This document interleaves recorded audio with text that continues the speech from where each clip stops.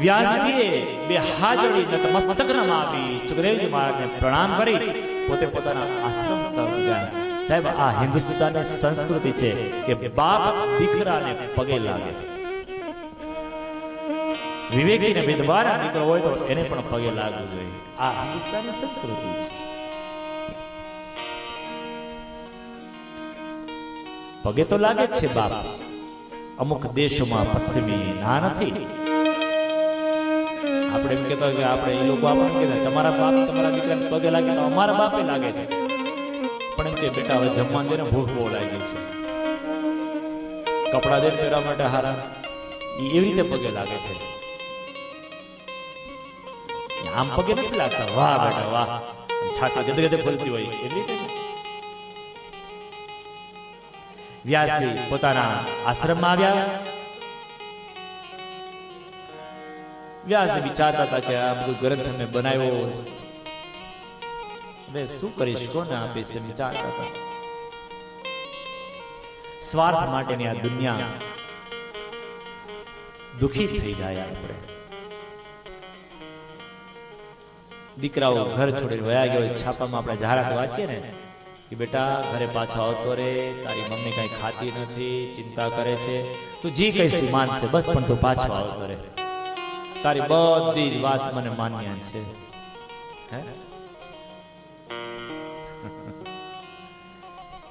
છાપામાં દીકરા વયા જાય તો એની જાહેરાત આવે છે.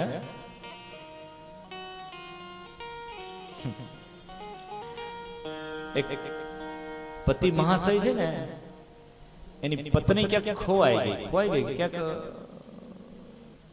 ગુમ થઈ ગયા, ખોવાઈ ગયા. તો એ પતિ મહાશય દોડતા દોડતા ગયા ફરિયાદ લખવા કે ભાઈ ફરિયાદ લખો ને. ઓલા ટેબલ પર લખતા હતા ને કે શું ફરિયાદ છે ને, તો કે ભાઈ મારી પત્ની છે એ હરિદ્વારમાં ક્યાંક ખોવાઈ ગઈ છે, મેળામાં, ક્યાંક કુંભ મેળામાં. તો ફરિયાદ લખો ને. એટલે ઓલો ભાઈ કે ભાઈ ફરિયાદ લખાવે તમે પોલીસ સ્ટેશનમાં જાઓ, તમે પોસ્ટ ઓફિસમાં વયા આવ્યા છો, તમે જોવો તો ખરા. ઓલા ભાઈ કે માફ કરજો, હું એટલો આનંદમાં આવી ગયો તો મને ખબર ન રહી કે હું ક્યાં આવ્યો હોય.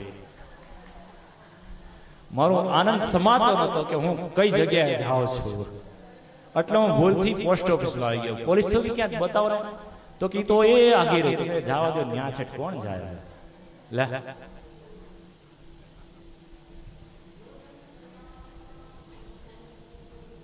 જાહેરાત આવી આવે કે પુત્ર પાછો આવી જા, તારી મા બીમાર છે.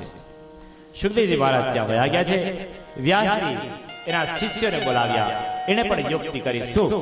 શિષ્યોને કહ્યું તમે વનની અંદર જ્યારે યજ્ઞ સંવિદા લેવા જાઓ, ફળ લેવા જાઓ, ત્યાં મેં તમને જે ભાગવતના શ્લોકો શીખવાડ્યા છે તે શ્લોકોનું મોટે મોટેથી રટન કરજો.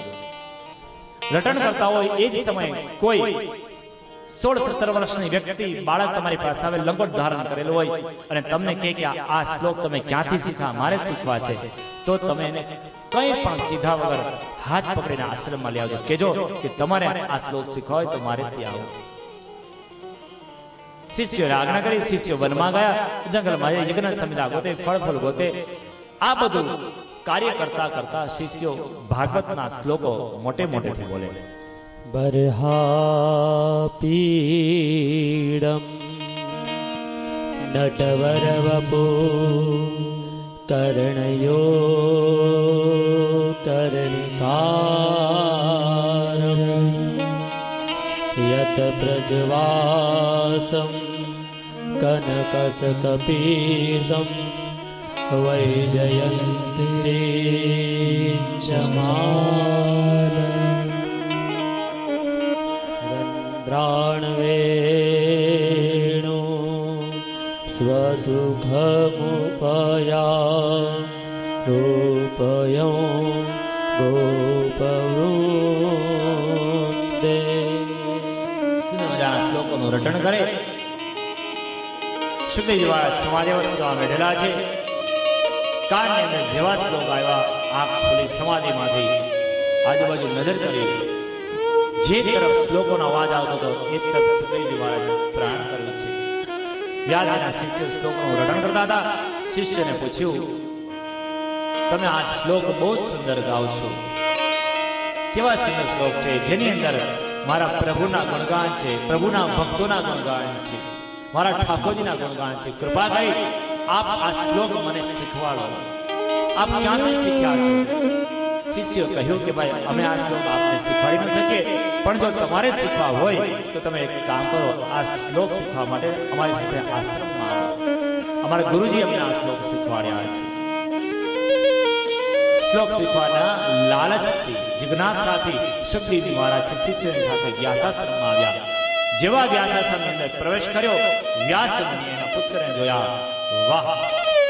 એની નેત્રમાંથી હર્ષના આંસુ, મારો પુત્ર આવે છે, બસ હવે મને ચિંતા નથી, મારો આ શાસ્ત્ર છે હું એને સોંપી દઉં. વ્યાસજી પાસે આટલા બધા શિષ્યો હતા, ઘણાને એમ વાત મગજમાં આવે, આટલા બધા શિષ્યો હતા, તોય એને એના પુત્રને શું કામ બોલાવ્યો? એનો મતલબ એમ છે કે વ્યાસજી પણ સ્વાર્થી થયા ને? એવું વિચાર ન થાય? વ્યાસના મનમાં બી સ્વાર્થ તો આવ્યો ને કે એના આશ્રમમાં જે આટલા શિષ્યો હતા તો આ ગ્રંથ એને સોંપવો જોઈએ ને, એના પુત્રને શું કામ? એટલા માટે કે પુત્ર હતો, એટલા માટે એ ગ્રંથ નથી સોંપ્યો, એ સારું પાત્ર હતું, એટલા ગ્રંથ સોંપ્યો છે. સારું પાત્ર હતું. વ્યાસજી પાસે શુકદેવજી મહારાજ આવ્યા, શ્લોક શીખવા લાગ્યા. ધીમે ધીમે ધીમે કરી અને આખો ગ્રંથ વ્યાસજીએ શુકદેવજી મહારાજને અર્પણ કરી દીધો. પ્રભુ શ્રી હરિ ઠાકોરજીએ શીખનારાને શીખવાડી દીધું, હવે આ તરફ સાંભળનારાને પણ તૈયાર કરી દેશે. ઠાકોરજી બધું જ ગોઠવી દે છે.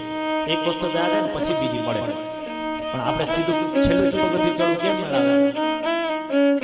પેલું પગથિયું, બીજું પગથિયું, પગથિયા બનેલા છે અથવા બનતા જાય છે, પણ પેલું પગથિયું ચડીએ તો ઉપરનું આવે ને આપણે ચડવું ને સીધું ચડવું છે. અહીંયા ઠાકોરજી કૃપા કરી શીખનારા શીખવાડી દીધું.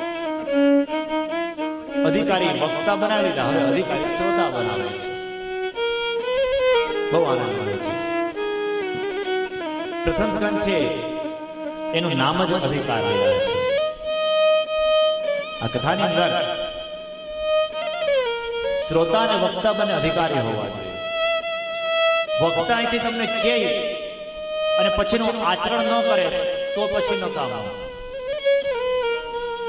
શ્રોતા છે એને જે કહેવામાં આવ્યું છે એ પ્રમાણે ચાલે તો એ અધિકારી શ્રોતા કહેવાય.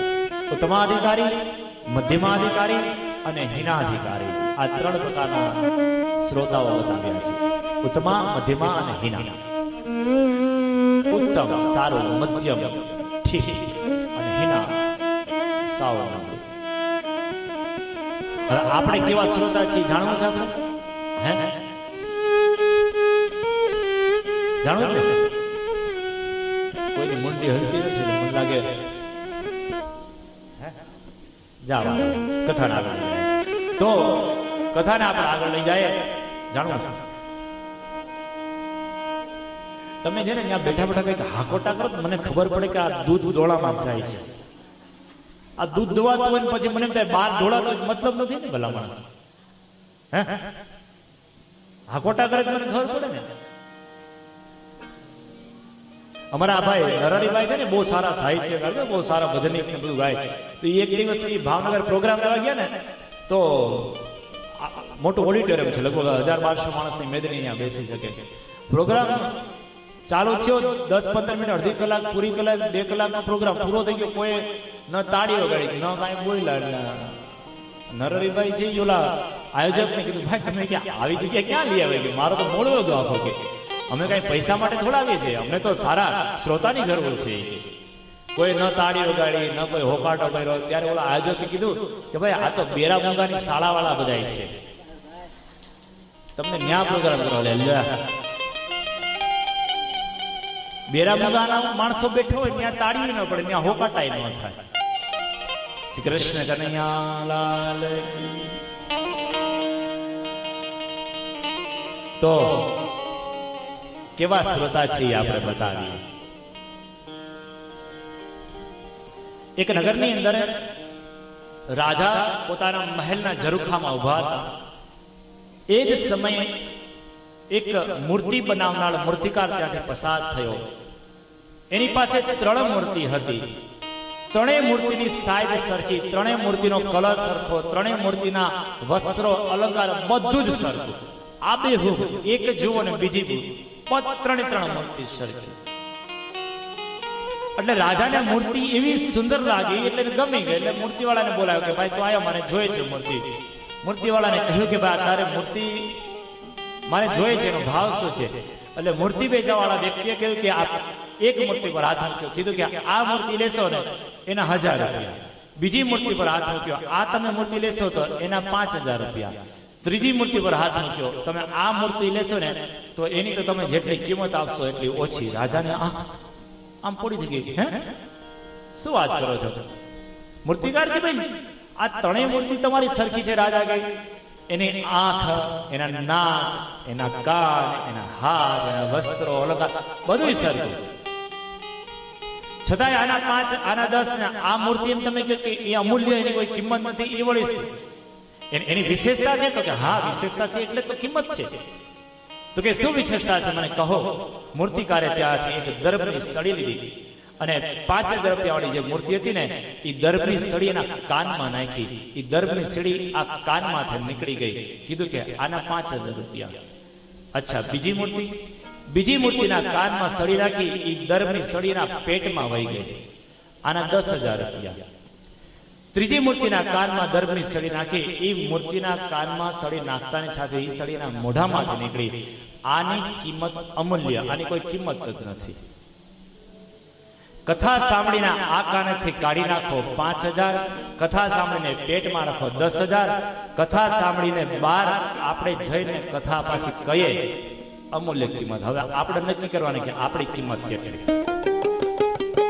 આપણે અમૂલ્ય છીએ કે 5000 વાળા છીએ, 10000 વાળા છીએ? મૂર્તિ છે, કથા આપણે અહીંયા સાંભળી હોય ને પછી બહાર જઈને કેવું જોઈએ કે કથામાં આ આવ્યું હતું, આ વસ્તુ આવ્યું હતું. ઘરે જાય ત્યાં પણ જઈને કેવું જોઈએ. અત્યારે રાત્રે આપણે થાય એટલે ઘરેથી ફોન આવતા હોય છે, ફોન પર કેવું જોઈએ. આ તો બહુ આનંદ આવ્યો. સાંજે 7 ખાવાની મજા આવી. એ નથી કહેવાનું.